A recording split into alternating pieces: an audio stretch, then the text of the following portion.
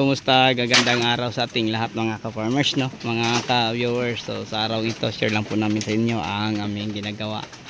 Kung saan kami po ay namumutol ng kawayan para pang puste sa ating itatanim na mga ampalaya. So ganito kahirap mga ka-farmers, no? Pag mamutol tayo ng kawayan kasi napakadaming tinik ang kawayan. Ayan ang aming kawayan na puputulin. So hirap na hirap mga ka-farmers. So marami kami dining namutol. So nasa nagtatanong ko sa akin kung saan to gagamitin din niya. Ayan. Tapos nasa taas ako ng kawayan ngayon. So ito ang ating area na tataniman po ng mga gulay.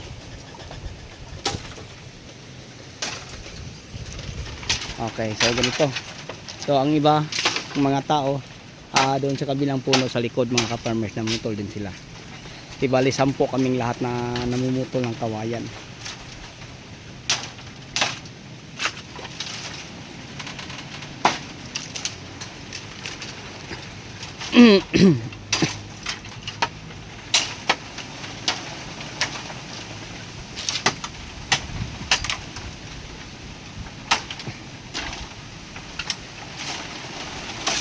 So, ang buhay farmer mga ka-farmers ay napakahirap, no? Lalo na sa paghanda ng mga pwede nating gagamitin. So, kahit masusugatan man ilang beses, no, sa pagpamutol ng kawayan, tuloy pa din. Kasi sanay na po kami mga ka-farmers na masaktan o masusugatan, no, sa mga tinik ng ano. Kasi simula pa noon hanggang ngayon, tuloy pa din kami sa aming hanap buhay na pagtatanim ng kahit anong uri ng mga gulay.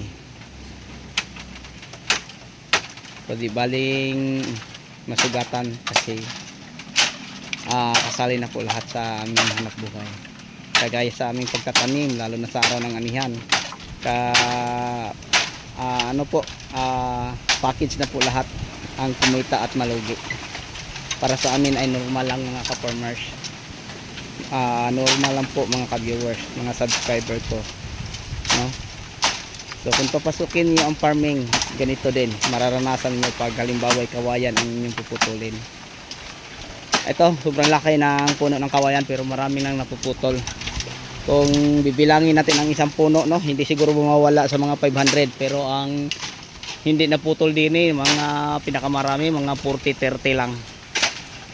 Kasi nasa 1, 2, 3, 4, 5, 6, 7, 8, 9, 10, 11, 10 pa lang ang naputol namin mga ka-farmers. Tapos nasa mga 30 o mga 40 lang, no? 40 kapin. Ayan po. So ang maganda din ng mga ka-farmers, matalas po ang mga gamit nating pangputol kasi pag kulang ay mahihirapan ka. So mas maganda na matalas mga ka-farmers kasi napakadaming tinik, at napakakapal pa. Ayan, okay lang pag Taiwanak walang tinik daw, makakuha nagbugtok sa kamatis. Bunduta pa ubos, mga iskado pa lang then ilabog sa gawas.